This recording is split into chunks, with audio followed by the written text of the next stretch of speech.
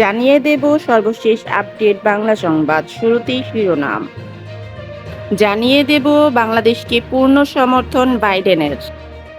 জানিয়ে দেব সাবেক শিল্পমন্ত্রী নুরুল মজিদ মাহমুদ হুমায়ুন গ্রেফতার।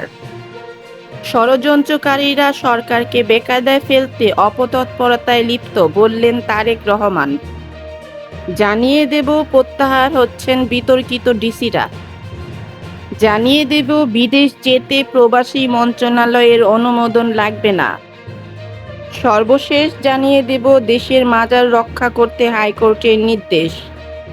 এতক্ষণ শুনছিলেন সংবাদ শিরোনাম, এখন বিস্তারিত।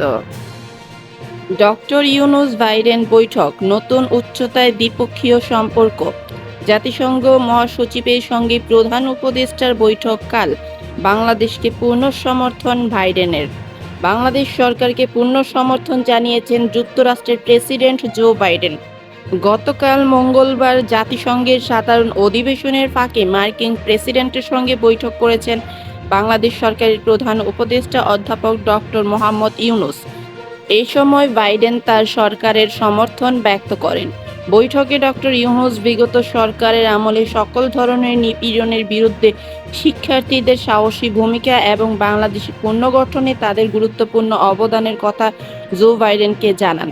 অধ্যাপক ডক্টর ইউনূস জোর দিয়ে বলেন, দেশ পুনর্গঠনে তার সরকারকে অবশ্যই সফল হতে হবে।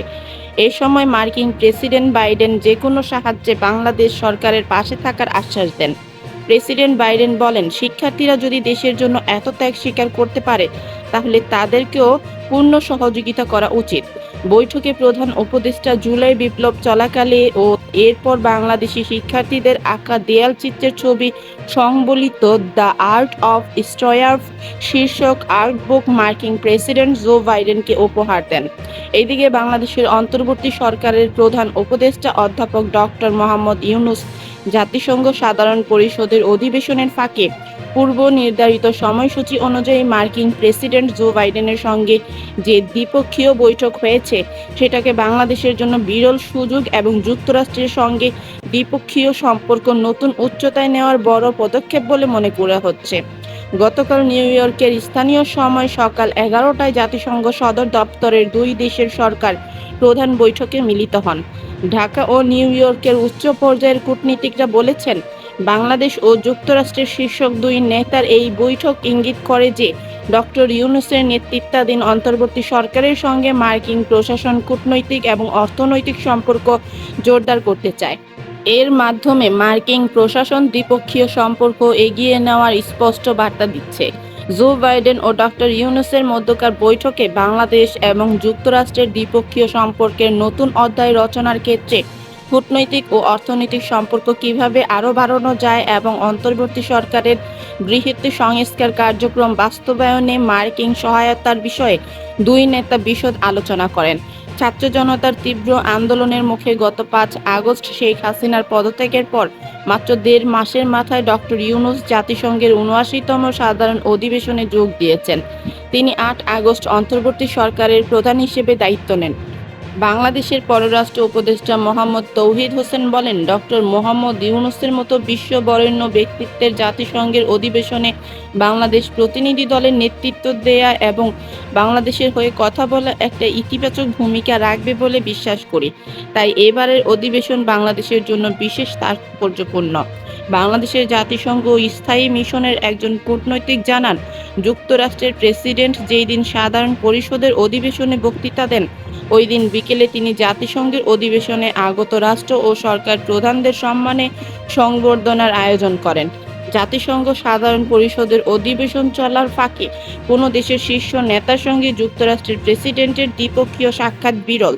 এখন পর্যন্ত জাতিসংঘের অধিবেশনের ফাঁকে বাংলাদেশের কোনো শীর্ষ নেতার সঙ্গে যুক্তরাষ্ট্রের প্রেসিডেন্টের কোনো বৈঠক হয়নি। বাংলাদেশের রাষ্ট্র ও সরকার প্রধানের সঙ্গে সবসময় যুক্তরাষ্ট্রের প্রেসিডেন্টের সংবর্ধনায় কথা হয়েছে। এর বাইরে জাতিসংঘ সাধারণ অধিবেশনে মার্কিন শীর্ষ নেতার সঙ্গে বাংলাদেশের সরকার প্রধানের কোনো বৈঠক হয়নি। তবে ডক্টর ইউনূসের কারণে এবারই ব্যতিক্রম ঘটল, যা বিশ্বের ইতিহাসে স্মরণীয় হয়ে থাকবে।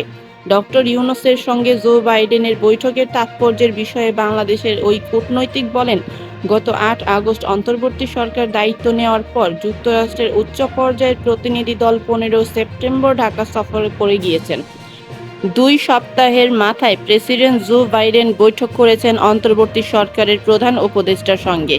রাজনৈতিক পট পরিবর্তনের পর বিভিন্ন খাতের সংস্কার সহ বাংলাদেশের সামনের দিনের অগ্রযাত্রায় যুক্তরাষ্ট্র যেসব ধরনের সহায়তা করবে, নিউ ইয়র্কের বৈঠক সেই ইঙ্গিত দিচ্ছে।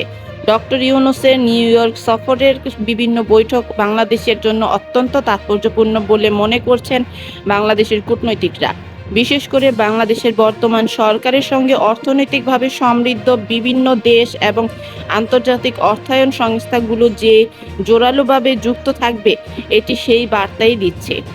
প্রধান উপদেষ্টা ডক্টর মোহাম্মদ ইউনূস আগামী ২৭ সেপ্টেম্বর জাতিসংঘ সাধারণ পরিষদের অধিবেশনে ভাষণ দেবেন। প্রধান উপদেষ্টার প্রেস সচিব শফিকুল আলম বলেন, জাতিসংঘ সাধারণ পরিষদের অধিবেশনের সাইডলাইনে বাংলাদেশের সরকার প্রধানের সাথে এই ধরনের বৈঠক বিরল ঘটনা। এই বৈঠকটি যুক্তরাষ্ট্রের সঙ্গে বাংলাদেশের সম্পর্ককে নতুন উচ্চতায় উন্নত করবে। এটা আমাদের জন্য সুখবর। বৈঠকে অর্থনৈতিক সহযোগিতা, গণতান্ত্রিক পথে উত্তরণ এবং অন্তর্বর্তী সরকারের গৃহীত সংস্কার পদক্ষেপ সহ আরও অনেক গুরুত্বপূর্ণ বিষয় স্থান পায়।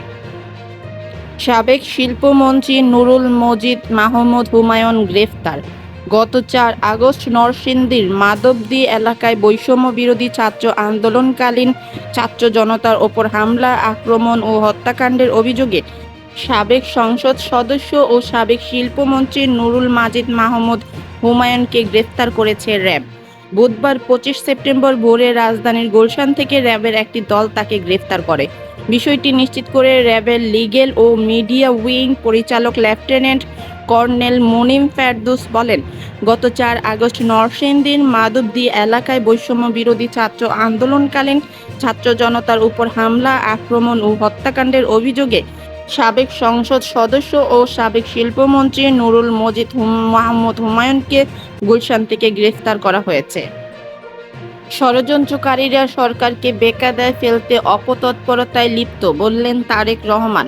ছাত্র জনতার আন্দোলনে আওয়ামী লীগ স্বৈরাচার শাসক গোষ্ঠীর পতনের পর দুষ্কৃতকারীরা আবারও দেশে অস্থিতিশীল পরিস্থিতি সৃষ্টির জন্য একের পর এক সন্ত্রাসী কর্মকাণ্ড অব্যাহত রেখেছে বলে মন্তব্য করেছেন বিএনপির ভারপ্রাপ্ত চেয়ারম্যান তারেক রহমান। তিনি বলেন, ষড়যন্ত্রকারীরা, দুষ্কৃতিকারীরা অন্তর্বর্তীকালীন সরকারকে বেকায়দায় ফেলার জন্য নানা অপতৎপরতায় লিপ্ত রয়েছে। সোমবার রাতে দায়িত্ব পালনকালে দুষ্কৃতকারীদের পৈশাচিক কায়দায় সেনাবাহিনীর লেফটেন্যান্ট মোহাম্মদ তানজিম সারোয়ার নির্জনকে নির্মমভাবে হত্যা তারই ধারাবাহিকতা। গতকাল মঙ্গলবার তানজিম সারোয়ারের বর্বরোচিত হত্যাকাণ্ডের ঘটনায় গভীর উদ্বেগ ও শোক প্রকাশ করে দেয়া এক বিবৃতিতে তিনি এইসব কথা বলেন।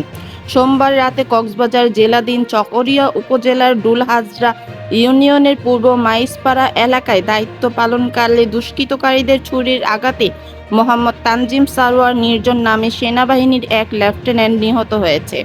বিবৃতিতে তারেক রহমান বলেন, সেনাবাহিনীর একজন তরুণ অফিসারকে হত্যার মাধ্যমে দুষ্কৃতকারীরা তাদের অবস্থান জানান দিল। এসব দুষ্কৃতকারীদের কঠোর হস্তে দমন করতে না পারলে দেশের মানুষের জানমালের নিরাপত্তার চরম হুমকির মুখোমুখি দাঁড়াবে। ষড়যন্ত্রকারীরা ওৎ পেতে বসে রয়েছে দেশে বিশৃঙ্খলা সৃষ্টির মাধ্যমে ফায়দা লুটতে, আর সেজন্য গণতন্ত্র প্রতিষ্ঠা সহ দেশে শান্তি, স্থিতিশীলতা ও জনগণের নিরাপত্তা নিশ্চিত করতে দুষ্কৃতকারীদের দমনে সকল শ্রেণী পেশার মানুষকে ঐক্যবদ্ধ থাকতে হবে। বিএনপির ভারপ্রাপ্ত চেয়ারম্যান বিবৃতিতে মোহাম্মদ তানজিম সারোয়ার নির্জনকে হত্যার ঘটনায় তীব্র নিন্দা ও প্রতিবাদ জানিয়ে দুষ্কৃতকারীদের অবিলম্বে গ্রেফতার ও দৃষ্টান্তমূলক শাস্তির জোর আহ্বান জানান। তিনি নিহতের রুহের মাগফিরাত কামনা সহ পরিবার পরিজনদের প্রতি গভীর সমবেদনা জ্ঞাপন করেন। দেশের মাজার রক্ষা করতে হাইকোর্টের নির্দেশ। সারা দেশে সব মাজার রক্ষায় ব্যবস্থা গ্রহণে সরকারকে নির্দেশ দিয়েছেন হাইকোর্ট। সেই সঙ্গে মাজার রক্ষায় সরকারের ব্যর্থতা কেন বেআইনি ঘোষণা করা হবে না, এই মর্মে রুল জারি করা হয়েছে। রিটের শুনানি শেষে গতকাল মঙ্গলবার বিচারপতি কামরুল হোসেন মোল্লা এবং বিচারপতি জিনাত হকের ডিভিশন বেঞ্চ এই আদেশ দেন। রিটে স্বরাষ্ট্র মন্ত্রণালয়ের সচিব, জনপ্রশাসন সচিব, সংস্কৃতি মন্ত্রণালয়ের সচিব, ওয়াকফ প্রশাসক সহ সংশ্লিষ্টদের বিবাদী করা হয়েছে।